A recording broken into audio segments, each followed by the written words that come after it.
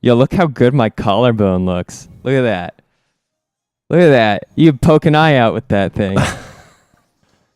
Is that like a sexy thing? Do people like the sharp collarbones? I mean, I my collarbones. I really like my collarbone. So just don't try and steal my wife, Scott. I have no reason to steal your wife. With your sexy collarbones. I'm coming for your dog, though. The problem is that Cookie's actually playing the thief in Octopath Traveler. So if anyone's going to do any wife stealing, I think it's going to be him. On this particular day of July 15th, 2018, I'm Neil. I'm Cookie. And I'm Scott, and I'm going to buy that woman back. I'm playing merchant, baby. You are the sole listener of Fancy Ramen, a podcast about video games. I'm back from my trip on a cloud from the Bahamas? Yeah, you were floating above the Bahamas. Oh, man. On Cloud 9. How was it? It was warm. No, we didn't actually go to the Bahamas. We were... Is Neil choppy? Am I Neil's choppy? a little choppy, yeah. It could be just my shitty internet. That could be something. And my screen, yeah. As long as I can hear you, I'm normally satisfied with it. Fair enough. Cookie's had the luxury of being able to look at people while he's recording for a while. You got to get that. You got to get my equivalent, where I was like looking at green circles for months on end. If it makes you feel any better, you guys just froze on my screen for a bit. Now Cookie did, because my internet is terrible. So you guys were somehow remaining perfectly still while talking to the audience perspective. That's good. But now it's all gone. So hopefully we remain trouble-free for the time being. What have you guys been up to this week? I'll go first since I interrupted again. Not a huge amount.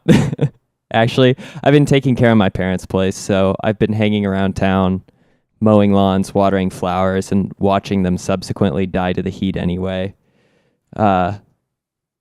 I think one flower pot went 2 days without water, and it went from like upright and vibrant to plants that I've never seen so close to death before. Like literally drooping sideways out of the pot towards the ground. So I like how you moved out. Back. You moved out only so you could drive there to perform landscaping. Yeah, now it's a profession. It was I know it used to just be a hobby, but the rest of my family is all back your guys' way in Omaha for 2 weddings, and I can only afford 1 wedding this year, and so I had to wait until September to cash in on mine. So I got slated with all of the caretaker duties. Proud of you. I slink around like Creature from Harry Potter. Like Creature. Harry? Is Creature a good servant? Harry? No, I don't think he cares about that. I'm pretty sure he's a lot grumpier and he just hoards shit. Which also, I did that too. I was like, I finished mowing the lawn. I finished taking care of a bunch of the plants. And I sent my dad a text. I'm just like, I'm raiding your fridge because I've earned it. So if you're missing out on a couple of things, I took my share. I finished my table, and I got a new guitar. Oh, what kind of guitar did you get? Electric or acoustic? It is a actual Fender Strat Sunburst. Oh, shit. Yeah, it's heavy as balls. Yeah. I got that along with a phaser pedal, and I got back into producing music again, actually. So I ended up picking up the Korg gadget on both the Nintendo Switch and the iPad because it was on sale for iPad, and I like the touch functionality better. Mm-hmm. And I also realized that one of my coworkers does mixing and mastering, and he likes my stuff enough not to buy it, but to mix and master it for free. So that's pretty good. Oh, and I guess I was gone last week for a wedding shower in Chicago. Oh, sweet. So, you do anything fun in Chicago while you were there? We stayed inside and played board games. Yeah. So yeah, it was like perfect. You get any good food at least? There was actually a pretty decent pizza we got delivered. And a really good breakfast at like some family restaurant that was kind of delicious that had free parking. Oh, that's a big deal in Chicago. That's nice. Question for you. Was it pizza or was it a cheese and meat pie? Was it a pizza pie? So me and Lizzie shared a buffalo chicken pizza, and her sister being pescatarian, the one that could only eat fish. She had like she had like a full veggie lovers thing that was actually kind of delicious, sans the olives, because they put like 17 different kinds of vegetables on it. But was it a real pizza or was it a pie? A meat and cheese or a cheese and tomato with fillings pie? I'm going to have to ask you to define real pizza.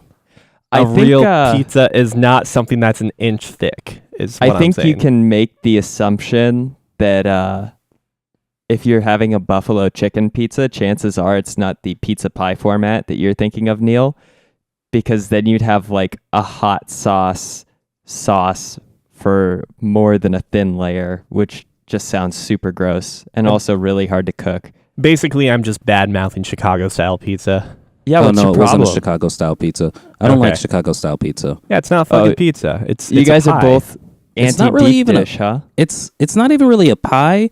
So all the Chicago-style pizzas I've had have been like like the bottom layer of crust. It's always been like this thick. Yeah, that's because it has to support so much fucking shit in it. But then it's like the bottom layer of crust is about this thick, and then it's like thin layer of cheeses and your meats, and then sauce over the top, and that's it. That place is just scamming you. Like, No, I'm not saying Chicago style pizza is bad. I'm just saying it's not Chicago really style pizza. pizza's bad. I'm a New York style pizza type of guy. I can get behind a good slice of some New York pizza, some New York pie. God, you're so racist. I love it. But yeah, Is it racist or is it regionist? I'm gonna call New Yorkians a race. Yeah. So racist. Pineapple. Does it belong on pizza? Yes. No. Fuck. God, you guys are anti-fusion foods. No, you don't like I want anything that's a pineapple. I'm just risk-taking saying maybe food. we need to get Cookie off this podcast and find someone that loves pineapple. And, Whoa. You just got accused of being racist. Let's not boot the black guy 2 minutes later. I'm not okay with this.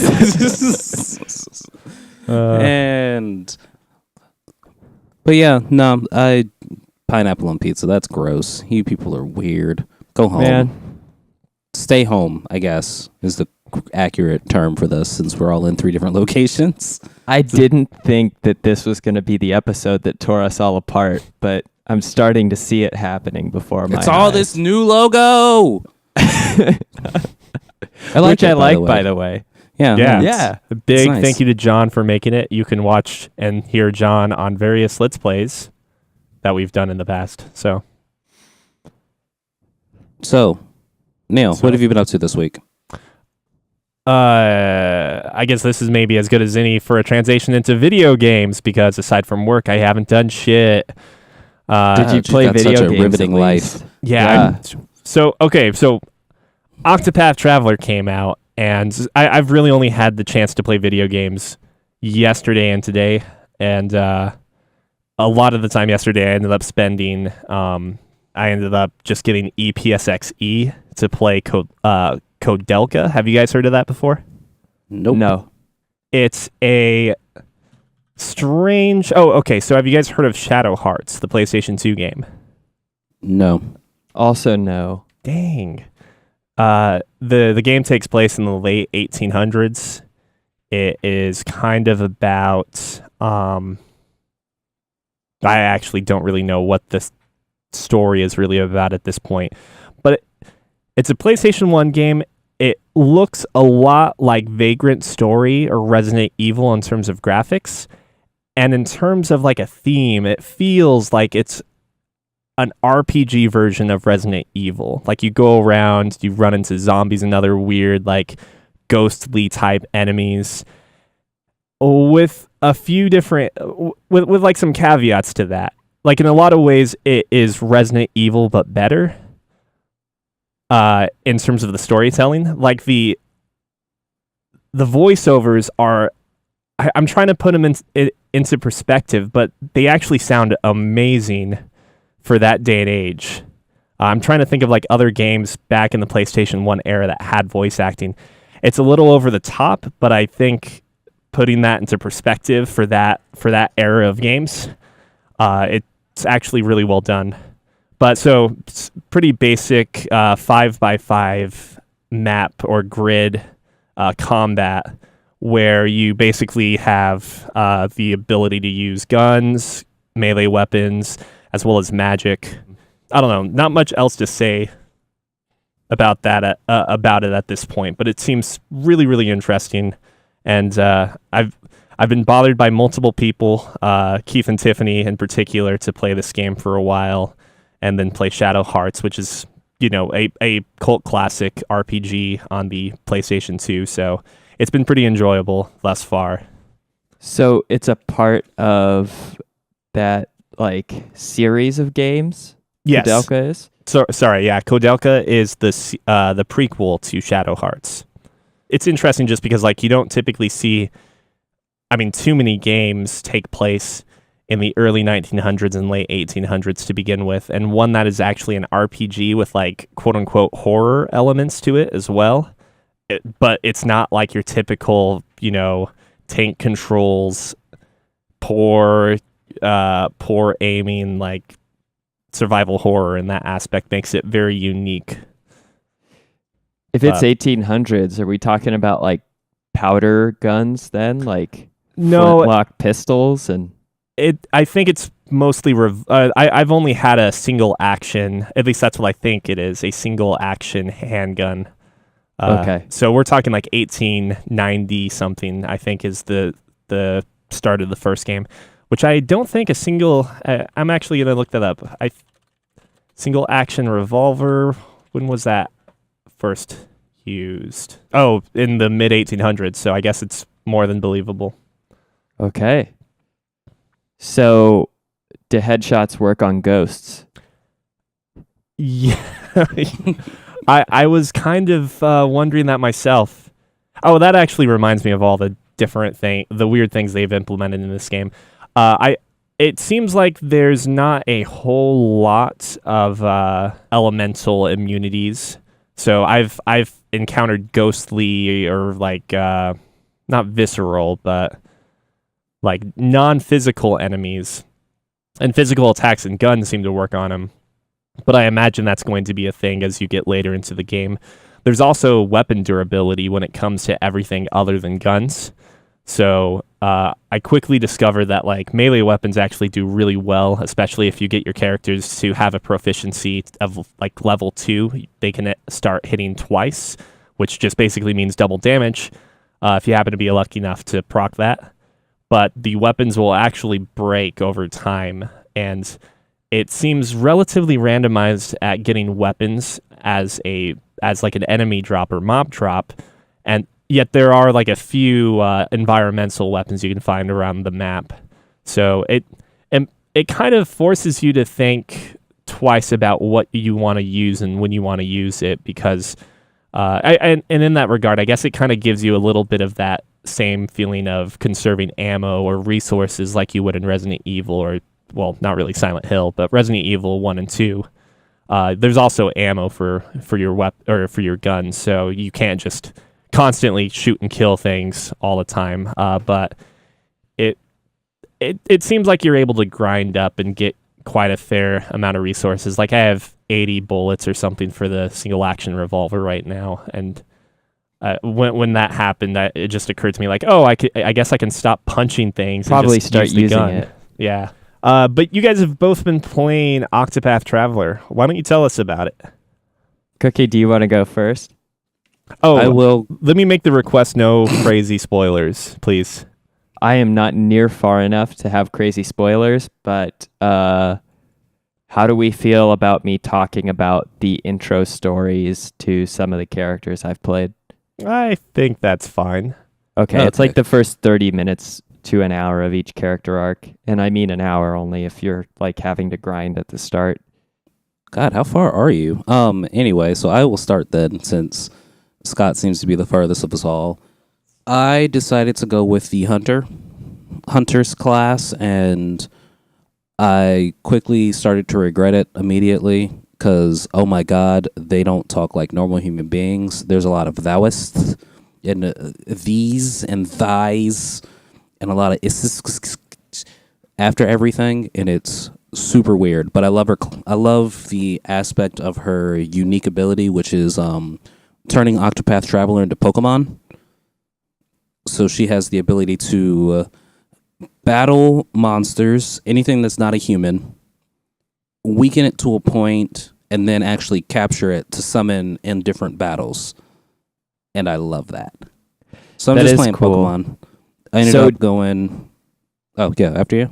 Oh, I was going to ask, when you capture monsters, does that mean that you... Like, when you summon them into battle, they work autonomously. I'm going to assume you don't control them, but they have different like skills or abilities that they'll reactivate in battle, I assume? Or is it just like an extra body to put on the field that has essentially basic attack and defense stats? So each thing has its own unique ability. Like, so she comes with a leopard that you can always summon. It's got an unlimited amount of summons that you could do, and it either does a spear attack or a sword attack. Whereas you can capture like these little rat things with bow and arrows. You summon them, they pop in, they shoot the thing with an arrow, and then they leave, basically. And you get a limited number of summons per each one, but you can only have, it's either 6 or 7, I don't remember how many, 6 or 7 captured monsters at a time, and each one has like a limited use. That's a pretty good number of slots, though. I mean, that's 6 Pokeballs on the belt. Higgs, yeah. So how is that different from the dancer who allures people to join their party? You only get to allure one non-player character, and the summons work in the same way that like you summon in a character, they have a limited number of actions that they'll take. It's normally like 1 or 2, and then they leave the fight and they can be summoned back after they've left until you run out. But it's a single player character, and as far as like, is there a difficulty rating to capturing monsters, or is it once you get them to low enough health that you have like an automatic capture for them, Cookie? So yes, there is a difficulty rating. So like you can choose to summon or capture like a Beastmaster skill, which is either summon or capture. And it'll tell you, it'll give you a percentage of, oh yeah, you're only got a 15% chance of capturing this thing right now. If you try to capture it, that's your turn. And it says, nope, you didn't capture it. Okay.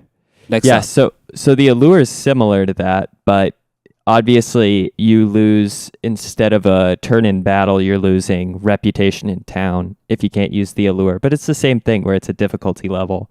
You can summon in shittier NPCs, but it's a much easier chance to acquire them versus a really good NPC that you can allure with you ultimately has a much harder chance of you acquiring them.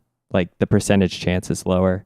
Also, I'm curious how that interacts with maybe quest options, because I've had a quest where I've actually allured an NPC to a location in order to activate a part of a quest. So I wonder if there's like capture this beast and then interact with the townsperson to give the beast away, or like bring the beast to a certain location. Or maybe sell it. Yeah. So in that regard, her town action that if you fail it gives reputation is provoking people and then fighting that person with the captured monsters that you have. And after you fight them, you defeat them, they pass out. There's a guy in her starting town who's in front of like a door, and he's like, no trespassers. So you fight him, you beat him. You kick the shit out of him.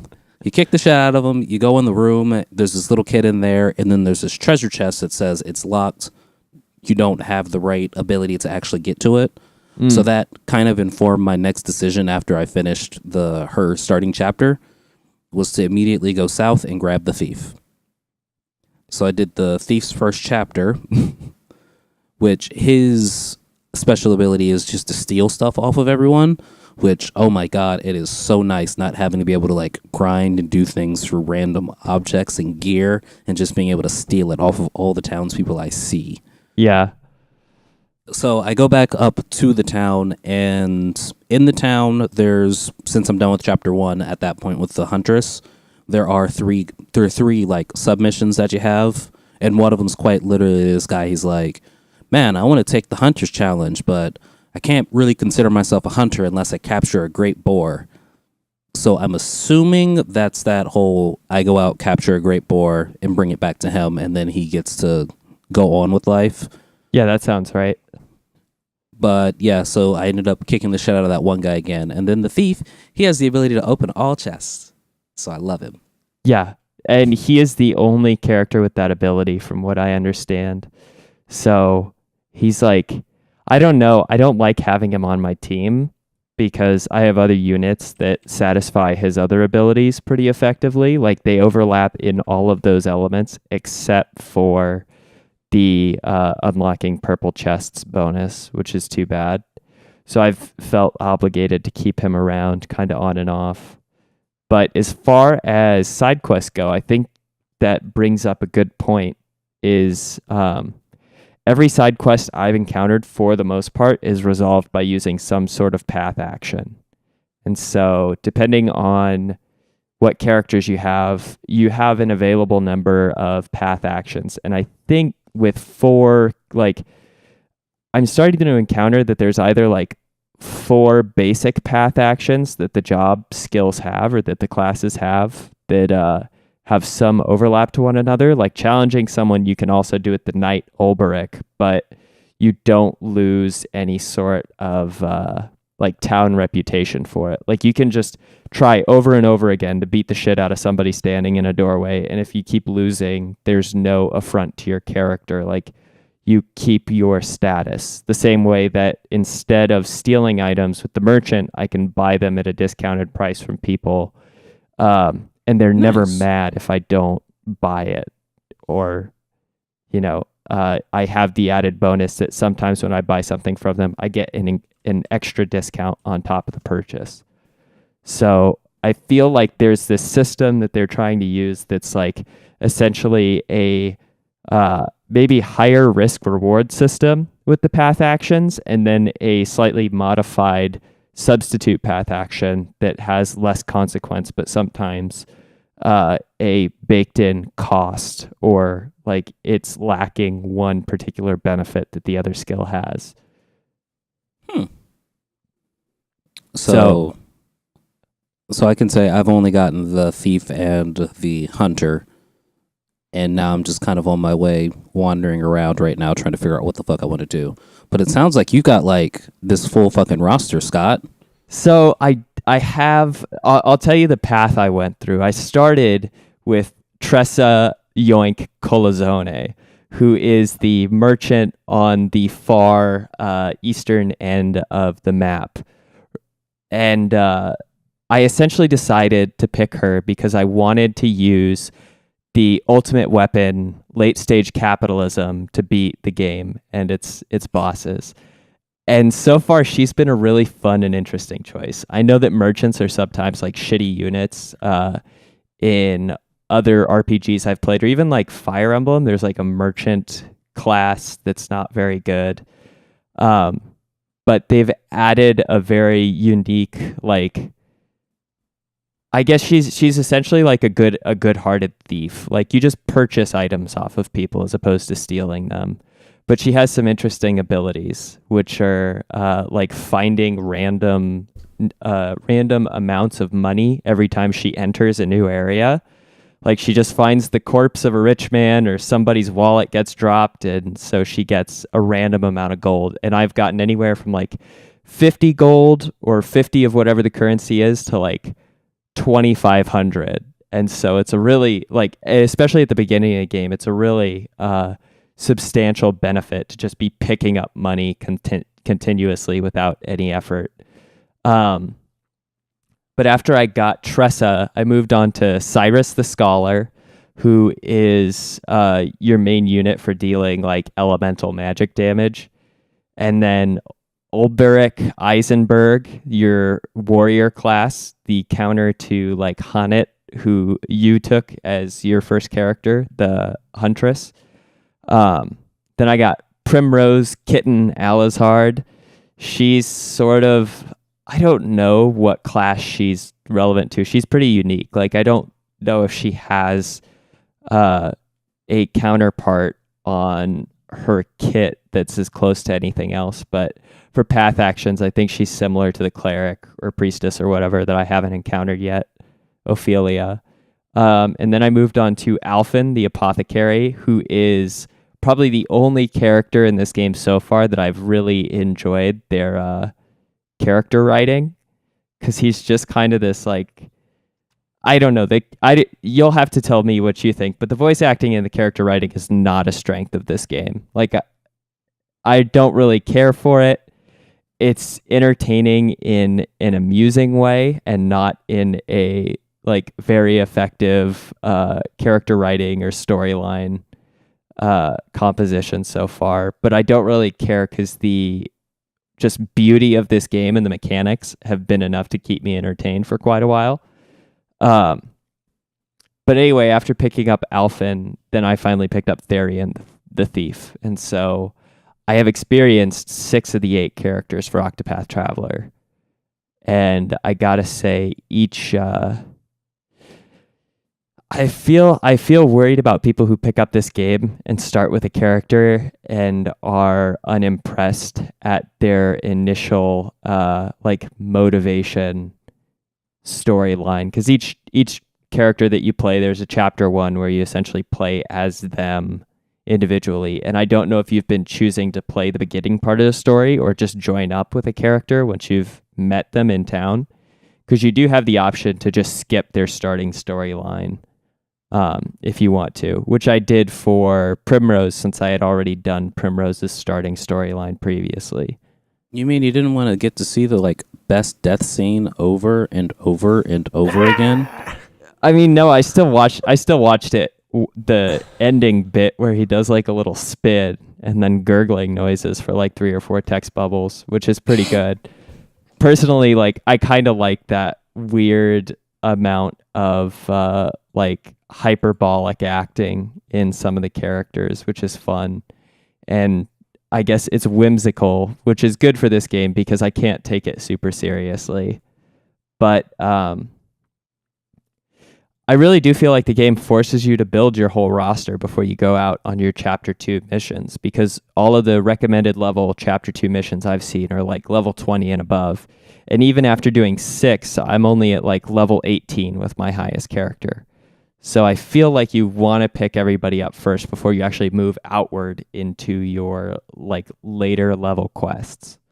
That's interesting in and of itself. Like, I keep thinking that this is a Romancing Saga spiritual successor, but like the way you can gather all these protagonists makes me think that it's just like it's something that's potentially not completely different, but different enough, because it was always hard to gather a lot of the protagonists in those games together, and in some cases you just couldn't. Like in Romancing Saga 3, which has I think 8 characters to start with, the quote unquote or not quote unquote, the prince of a nation, which is one of the heroes, cannot be recruited by anyone else.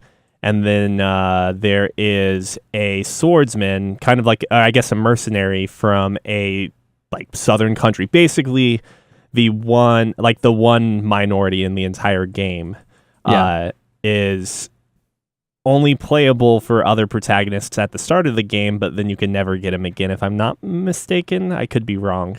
But this actually seems to encourage just gathering all of these protagonists up then. Yeah, and there's not like any sort of story necessarily tying them together at this point, from what I can tell. They all seem to have relatively independent storylines that play with the like setting of the continent that they're on. Like, there are historical ties between some characters' motivations and others, but it's not like any of them are seeking out the same goal, essentially. So when they encounter each other in town, it's just like, hey, I'm in need of the help of some companions. Do you want to help me out? And the whole group, who has like very different paths and storylines that they want to follow, is just like, sure, we'll help you rob a mansion, even though some of us are just like honorable knights and like kind-hearted merchants.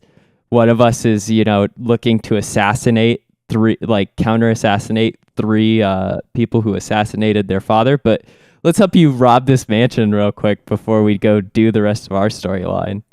There's not any sense to why your characters have come together, and I actually think it's probably better than having a super convoluted storyline, especially when the rest of this story writing seems to be pretty like shaky. Kind of casual, if you will. What do you mean casual? Just casual as in like, as long as you don't look at it or like focus on it too hard, then you won't see all of the weird like contradictions or... Yeah, maybe. I guess when you put it as whimsical, that's probably the best way to describe it from the sound of things. It's the nicest way to say it, for sure. It's like maybe Cookie's path of like Hannet meeting Therion, they could have some... Like Hannet seems like maybe she's a more morally gray character, and so is Therion, which makes total sense.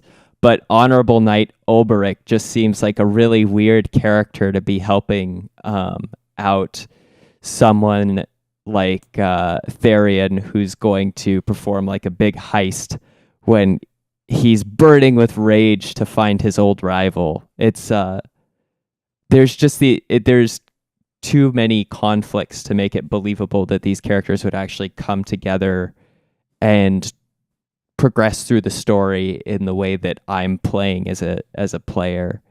And that's okay with me. It's fine because I like most of the elements more than the story in the first place, so it's not a big deal to me. But I'm wondering how that'll impact you playing, Neil, because you're entirely driven by narrative for the most part. I know, yeah. You're gonna just drill holes through these relationships immediately. However, I will say that some of these individual character arcs or like I guess motives for going out and adventuring do seem interesting. They just don't seem like they actually coalesce at any point in time. I've got a question for Cookie specifically. At least I don't think, Scott, you played a Golf Story. Is that correct? I did not. No, I should though. Cookie, you should. Is the narrative in Golf Story more compelling than Octopath Traveler? One more time? Yeah, try that again, Neil. Is Golf Story more compelling than Octopath Traveler from like a story standpoint? Yes and no. I'm more interested in the Huntress's story and her trying to hunt down her mentor than I am in the thief story of him just trying to collect 3 more Fabergé eggs. But with Golf Story, it was quite literally a satire of this kid got a lesson from his father, and now he wants to become a professional golfer, and it's the best. So I'm gonna go Golf Story over Octopath Traveler so far. Is Golf Story really just Talladega Nights in some way? The humor that you have expressed that comes from Golf Story, I think, is definitely an example of good writing. Like, it's very funny satire. You need to say very little about it for us to be entertained or amused by it. While I could tell you the story start to finish on one of these characters from Octopath Traveler, and I doubt you're going to care about half of them. So I feel like Cookie's onto something with Golf Story being preferable in that comparison. Unfortunately. Maybe I bought the wrong game. Well, you good can buy news. both. Golf Story is a lot cheaper. Yeah, true. Okay, so I want to talk about the thing that annoys me about Octopath Traveler. It's kind of low-key, out of focus around the edges. And I don't like it. You mean like visually, or are you talking thematically? There's Visually. a blur effect, yeah. And I don't like it. So like when I'm playing it on my like big screen, that was when I first noticed it, but I don't really care as much. But now whenever I'm playing on the Switch, I feel as if I have to have the Switch like this close to my face in order to like get everything in detail. It could just be my shitty eyesight, but I don't like how it's kind of low-key blurry, and when you're in the forest, there's always a pixelated tree just like in your way. So it's got these weird pixel spots as well. And it may be a unique, not unique, but I'd say between Cookie and I, it may be a complaint that I don't share with, just because the areas that I've been to for the most part, the blur doesn't have any sort of impact on my ability to really see where I'm going or navigation. And in certain areas, especially like the coastal town that you start in as the merchant, it's used to like really stunning visual effect to have that blur kind of as the mist or horizon of the ocean with the sparkling light effects on the sand and water. Like, I think it's utilized very well in some circumstances, but there are some areas where I guess the blur is a little weird. Because have you been to the forest yet? I haven't. I know in the demo playing as Primrose, when you go through like this catacomb area, which you've played, Cookie, yeah, it is hard to navigate that area because not only is it a surrounding aura of darkness, but it's also blurry and slightly greenish, and so it's pretty easy to get lost in a handful of environments, but most of them do that type of I think graphical design justice. But so I'll find out with the forest. Yeah, it's like the forest is the only place that I've really got that complaint. I've been into the desert area with the thief, which I really didn't have that bad of an issue there. And I'm just getting into a snowy area with somebody. I'm not sure. But there's a mountain nearby that I'm just getting onto that looks pretty, and I haven't really seen anything. But like in the forest, there's always a tree that's in focus, out of focus, and then I've got like I'm seeing through the tree, and there's like weird pixel effects. For a second, I thought there was an issue with my TV. Yeah. And then I like moved slightly and noticed that the pixels moved with it, and I was like, Yeah, I would say it probably works to its greatest effect when it's used in areas that have water, and I'm interested to see how the forest pans out because I believe you that it could be just a lot weirder when it comes to trying to look at the screen when you've got this idea of like trying to have a blurry, unfocused tree foliage effect, but everything else is green, and so you just feel like you have your eyes all blurry.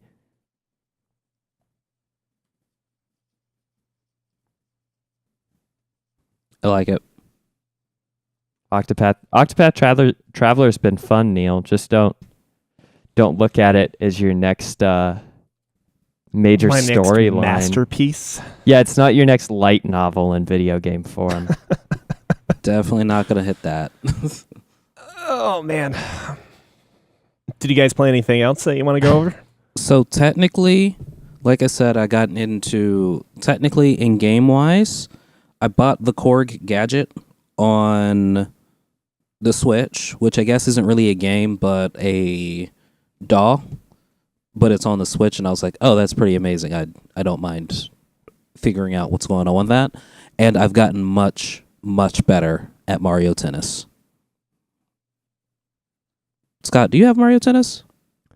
I don't actually. I meant to pick it up, and then I saw that Octopath Traveler was coming out, and I thought, well, I can pick up Mario Tennis. I'll probably get it once I have another set of controllers. So I figured I'll buy controllers on sale at some point in time, and then I'll get Mario Tennis on sale, or at least a little bit cheaper at that point in time. Because I plan on playing it a lot, but I don't feel like I need to pick it up to stay interested in it. Like Mario Tennis will always be something I want to play, and so I didn't worry about rolling with the immediate hype of it coming out. That makes sense. I have been enjoying that game, and I've been learning, and it is broken as fuck when you're playing it with special powers, because you can do the trick shot going forward by just flicking the right stick up, and pretty much anything that crosses the net, you're going to hit because you've got such a big, wide range, and then it's a drop shot immediately, and then you do the trick shot going backwards. And as long as they don't drop shot it on you, you're going to hit that as well, and then it's going to be a flat shot, and it's beautiful. Oh, that's Game brilliant. is broken. I didn't Game think is about broken that. as fuck. But yeah, I've been playing that. I opened up Dishonored 2 on the on the old PC here, and ended up not playing it because we had to leave. And I also downloaded Battle Chef Brigade on the PC as well, and I kind of want to play a little bit of that as well. The Iron Chef beat 'em up game. Yeah. Yeah, it looks good. I think we've mentioned it before. I think it was like when everyone was playing it, and it got like everyone got super addicted on the Switch. Scott, were you playing it? No. I say everyone because everyone else that I knew who had a Switch here in Omaha, besides you and Tiffany, were playing it. It's hard for us to dedicate like a lot of time to the Switch when we also have like a huge library, not huge, but significant libraries on Steam. I don't know. I feel like since I moved, I've been using my Switch and my PlayStation twice as much because I actually have a comfortable place to play it now. Oh, Scott, get Absolver so we can play together finally. Oh, yeah. I do have that, actually. I've been playing that again on the PlayStation since it came out for the PlayStation Plus. Don't you have it on Steam? I'm better at that now. I'll have to get back to it. Yeah, I actually saw it a couple weeks ago and thought that I needed to pull it back up and start playing again. Otherwise, for other games I've been playing, I was about to start the Far Harbor DLC on Fallout 4. I can't remember what motivated me to play Fallout again, but I went back to it. I started playing with like a character on very easy and or maybe just easy, and exploring all the areas of the wasteland I couldn't get to playing on survival mode because it just got like brutally difficult at the like level 50 and above areas. It's nice returning to it and taking it a lot less seriously. I'm actually preferring playing it that way. It may be an approach I take to later Elder Scrolls games as well. Because then it just lets me ignore a lot of like item management too. Because if you're not taking enough damage to need health potions, then you don't have to worry about keeping a bunch of potions in your inventory, right? So with Fallout, it's just like, I don't even bother with stim packs for the most part. I just eat whatever food I've cooked and move on when I take damage. I think that's it for what I've played. Yeah, I don't know. I wouldn't recommend going back to Fallout 4. I don't know why I got the bug in the first place. Well, we're at 47 minutes, so do you guys think we can cover it in about 10 minutes? What is our main topic? When discussing a game's overall worth, be it for your own personal enjoyment or theoretically on the topic of rewards or honors, be it from media or whatnot, is it fair or right to consider a game's budget? Short answer, yes. Short answer, no. Ooh, all right, Neil. Well, we've started. We're at a point of contention. Where are you at on this? You gotta even the score somehow. I love how his teeth look like a little bow tie. Yeah. What? This is the best freeze screen I've seen. It's gonna be weird because the audience is gonna have a bunch of free frozen screens for you guys. I don't know what is up with our connection this time around. That is You're getting our audio though, right? Yeah, it's been like clean the entire time. That's better. So I would say that like my personal feelings, I always consider a budget whether I want to or not. That's why like I'm not as impressed when you give me a AAA game that a lot of like time and money has gone into and it's like a great game, but when you give me Undertale, I'm blown the fuck out of the water by it. What was the Kickstarter for Undertale? Like $50,000? I think it went it was quite a bit small, higher. But exactly. I was thinking about that exact point when I read about this. how does a budget impact a game? Because you see something like Undertale, which is something that I think about when I compare to games nowadays, and it's like, if one person with a passion project can make an exceptionally good game for a relatively cheap amount of money, and a AAA studio, $51,124. That's not that much to up. develop a game. Frog Fractions 1 was developed on basically no budget. And it's quite arguably one of the best games of all time. Frog Fractions? Fractions. It's one of those games that Neil likes because it's a cult classic, and if you're into that occult part of the community, then it's great. I don't like it. I don't like it because it's hip. I like it because it is this fucking darling ass game that presents itself to be this weird educational kids game, which blows up into something completely different. Frog Fractions is awesome. Cult classic. It's and then it makes a shit ton of references. Scott, you need to play Frog Fractions. Like, I don't know what the fuck you're doing on this podcast. Where do I find it? And what the hell is it? Frog Fractions. And this applies to everyone out there. You're going to go to twinbeard.com/frog-fractions. So, and I guess to answer our question about do I consider a budget when I consider like the value or worth of a game, the reason I say no is because, unfortunately, even though I'm a podcaster about video games and stuff, I'm not really that interested in the backstory of a lot of things. I'd quite literally just go, hey, did I enjoy this game? Yes. Perfect. And this game was worth a buy. Did I enjoy this game? No. Well, damn. I still bought it anyway. I'm going to get the best I can out of it.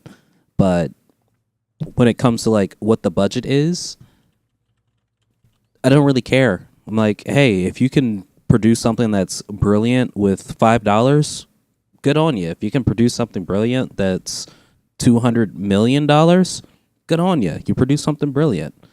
So I quite literally just go shit game or not shit game. Yeah, so I think that's what the thing is like we're almost agreeing on the same point, even though we're answering the question opposite, which is like a good game can obviously come from any level of investment on it. It's, I think, Neil and I's opinion or perspective maybe that it is more disappointing to see a shit game that has had millions and millions put into it than a shit game that has had pretty much zero budget at all, because the money in some way exemplifies the amount of like investment through skill or time or something that we can see, at least with like businesses and studios. I do think when it comes to indie games and like flash games and whatnot, that's harder to see because a lot of these things end up being results of people putting in a lot of time and hard work, and you don't see the dollar amount that went into it in the same way that we do for larger publishers as being an example of like effort. So then I guess, so say you didn't know that Undertale, so say you heard that Undertale had a budget of like $50 million. Would you still have the same level of respect for it? That's actually a really good question. May I? Because do you like Go ahead, sure. Neil. Yeah. You would like to think you would, but this is where like I'm recognizing that it matters, because if you told me they spent $50 million on it, that means that they had to basically hire there was research and marketing, target marketing put into place here, like all sorts of shit to basically hone and create this experience that caters to. It just doesn't feel legitimate at that point, right? Now, like, would it necessarily make the experience worse in retrospect if we suddenly find out that Toby Fox is actually EA's secret development team and it's not just one person, but instead it really was like a $50 million game? Like, I think to a degree, I would feel extremely soured by that. I don't know. I might be charmed by the fact that they were able to get away with that facade. Okay, so it's like this. I kind of feel like. Oh, okay. Do you think there's something inherently wrong with fast food? Because essentially researchers more or less spend countless years in labs trying to figure out the correct ratio of sugar to salt to get that soft white bread bun to taste the perfect way for the majority of people. And I kind of see it like that, I guess. Like Taco Bell is essentially creating the most efficient way to sell you things for money and get you hooked onto their food. And I kind of see like that level of resources going into such a lo-fi game being similar in that regard. Yep, we heard your entire build up, and then your punchline was not there. It doesn't matter. It's kind of a weird thing. I personally think I would not feel the same way about the game. Which I feel is fair. Yeah, I think I agree. It would be hard to not let the budget color my perception in how I look at games. I have higher scrutiny for games that receive a large amount of money and then are not so great, or Call of Duty. Whatever adjective you want to use. And I'm always, I think, more inclined to be impressed or kind of dazzled by games that are very, very good that I find out had very small budgets or like small development teams. I think essentially just taking into account the amount of resources, not even necessarily the finances, but the amount of resources available and the product that comes out is something that I think I pay a lot of attention to. If I get something amazing that comes from unassuming origins, I'm way more likely to be impressed and kind of enamored by that. Whereas if I see something that seems mediocre and I find out that it has a really like robust and substantial amount of resources, I feel like I'm more disappointed by that. So what if you see something that's mediocre and has got the $50,000 budget? I see games like that all the time. And I don't buy those games too often. So basically it's coming down to less of a you give things with a small budget a lot more leeway, or a bigger pass than you would a AAA game. Absolutely. I think that's a good point. That is the core of my bias in this case. Like I do that with Nier Automata. Like I realize it's not Horizon Zero Dawn or God of War in terms of its budget, so I can't expect it to have the same map size. Like there are a lot of things exactly. The in that map game. Is like that's an awesome game where it's disappointing the amount of detail in the map, right? Yeah. And if it had more money, I'd like to think that the map would be better, but maybe not. You know, that's also possible. I mean, but it's you can see a lot game. of the limitations of the budget. Like they start right in 9S's face. Like he has this weird uncanny valley thing going on as soon as you see his eyes. Like, yeah. But I'd like to think that's why they blindfolded half the characters so they didn't have to work that hard on the eyes. Except did they just have to do 2Bs. robot lights? Yeah.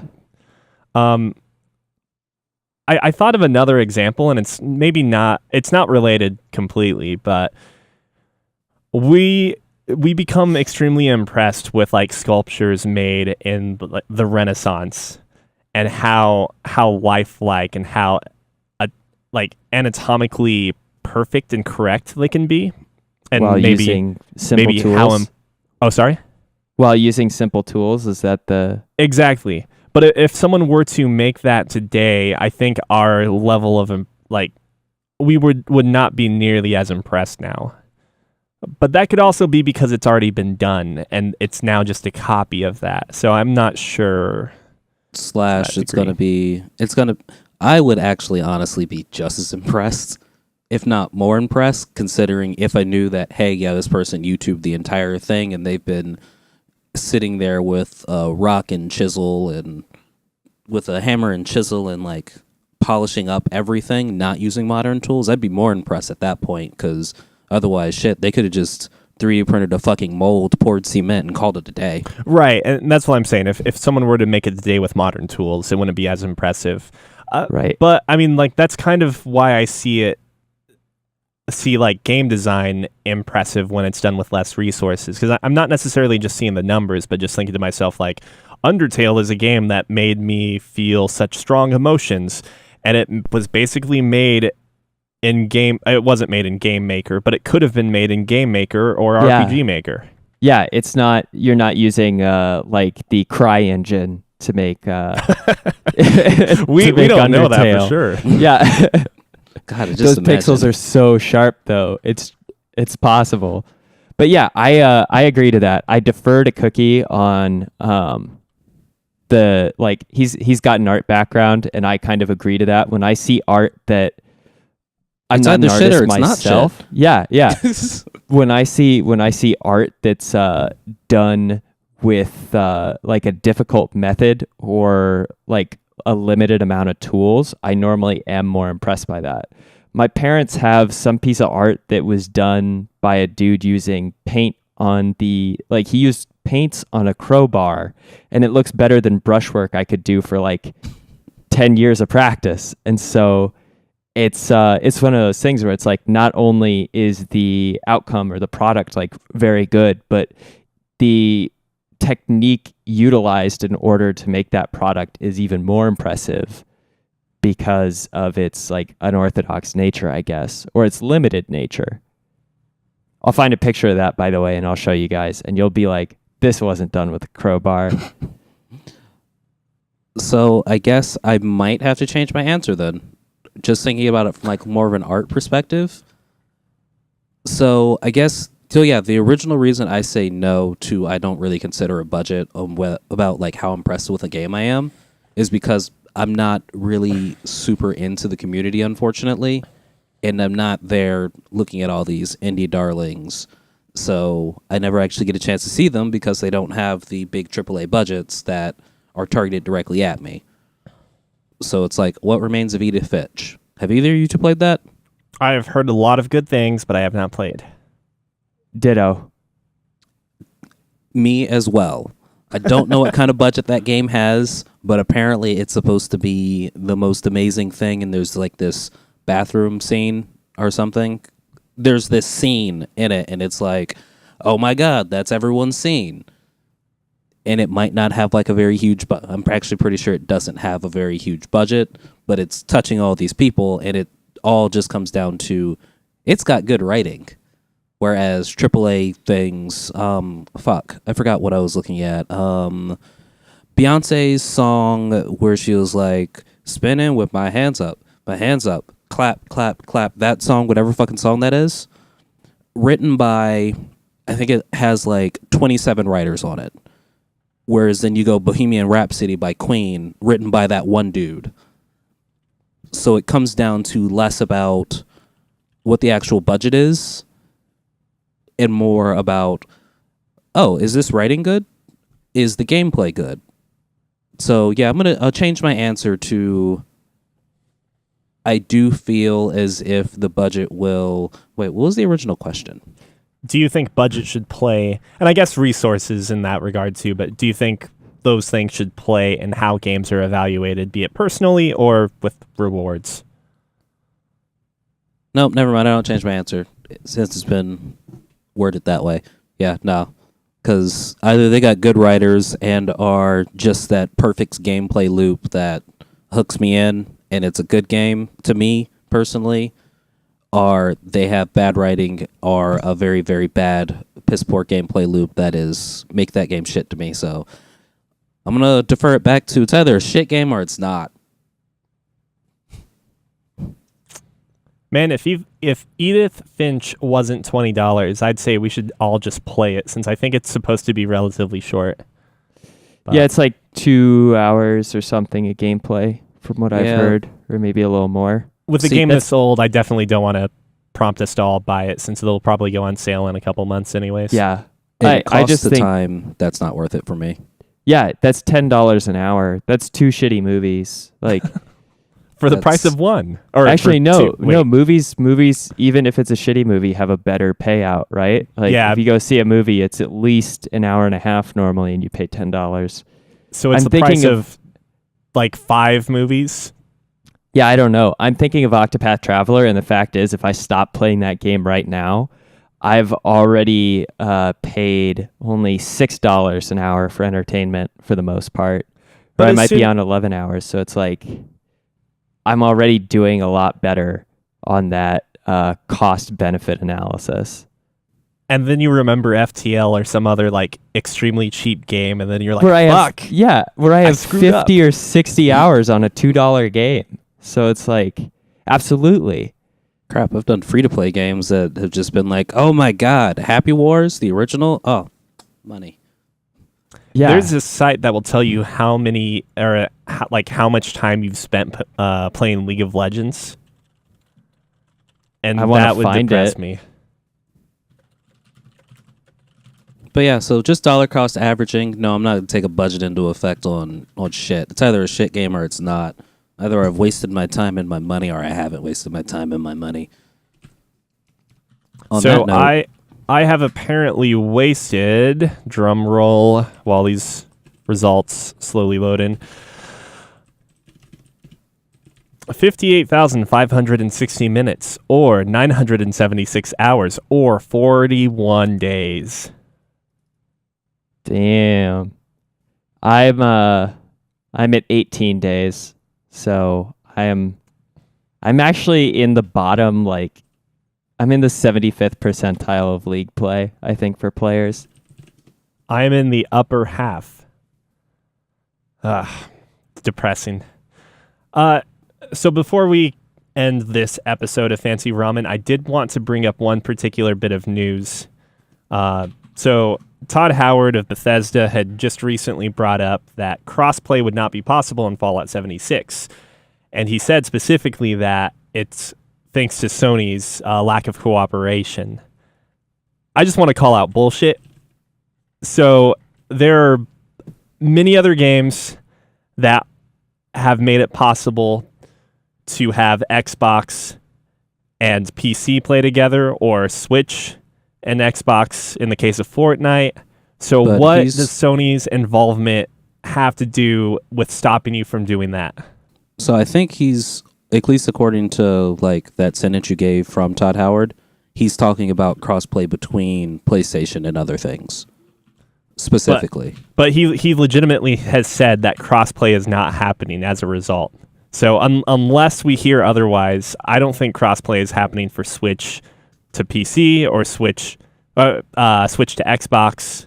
Xbox to PC would hopefully be a given, right? Yeah, it should be. And so I think that was something that was noted, at least in the article that I read from Game Informer, in which they're talking about it's still not clear whether there will be crossplay between either console and the PC. But it seems like, the obvious assumption that Xbox to PC should be super easy crossplay. Like you don't have...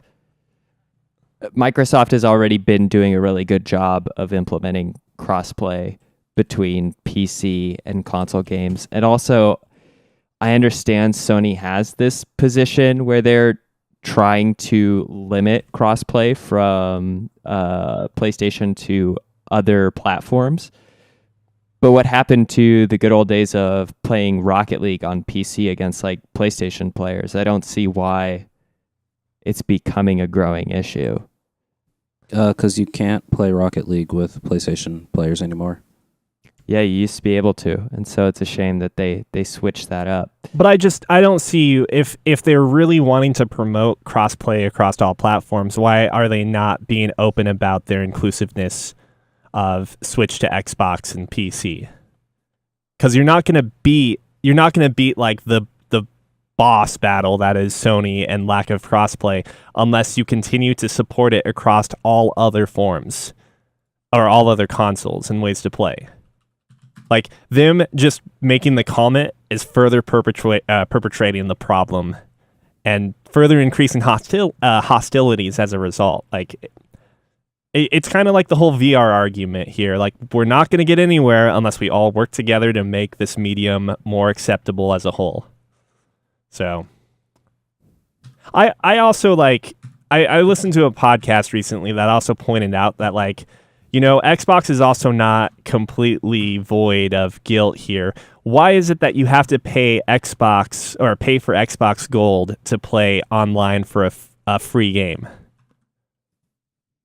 Because they're not going to make people pay Xbox Gold online for their PC version. They got to make that money somewhere. Exactly. So, they're potentially making their money off of microtransactions that are happening on their platform. But that's a whole nother hurdle to cross. Like, who actually makes the money when someone buys a loot box or loot crate or whatever the fuck you have in Fortnite? If you have an account that goes across all of the platforms, but you're playing on one particular account at that point, like, I understand why this is maybe taking more time than we would like, but still, like, at the end of the day, I'm just saying I'm not getting roped into the Bethesda's not at fault here thing when I think this is the wrong way to go about it. Fucking add crossplay to Switch and Xbox and PC, and then you have the moral high ground. If you just don't, then like the guys at Fortnite at least built it for everything because of that one issue where they had like a mess up and they accidentally basically pushed the button that allowed crossplay across everything. So we at least know that Epic Games actually coded crossplay support for all platforms. So it's like they did it. We can't get mad at them for Sony disallowing that. They did there's their work nothing there. more they can do. Yeah, exactly. But like, if you're just not going to do it for Fallout 76, it's like, I don't know. That's my stance on it. Soapbox over from Neil. Proud of you. Yeah, it does sound like there's just no crossplay at all. And you do make a good point there. Good thing. Are any of us buying this? Yes. Yeah, maybe. Okay. We'll see. Okay. Yeah. Well, let's put it this way. If it turns out to actually be like a fun multiplayer experience, like I don't care enough about the Fallout story to have that hold me back from getting the game. Like, I think Fallout 4 more or less kind of killed off my expectations for this series moving forward. That's true. So I guess a fresh start has more promise than continued backsliding. It's kind of the closest thing to Mass Effect at this point too. You got your 3 choices, sometimes your 4 choices, your dialogue wheel, and like your decent enough shooter mechanics that a casual like me thinks it plays perfectly fine. Yeah. So, and better voice acting than Andromeda. Better eye manipulation. All right, that was episode 75 of Fancy Ramen. Thanks for listening in. If you have questions, comments, whatever, you can write into podcast@fancyramen.com. Don't forget to leave a like on that. Leave a like and a review to help us get out there and get some notifications out on Apple Podcasts. And, just download us wherever you get your podcasts subscriptions. And please tell a friend about our podcast so you can spread the good word of Fancy Ramen. Tell them about our new logo and how sweet it is and why they should watch us based on that little piece of clip art up in the corner. Woot woot. All right, guys. I'll see you later. Have a great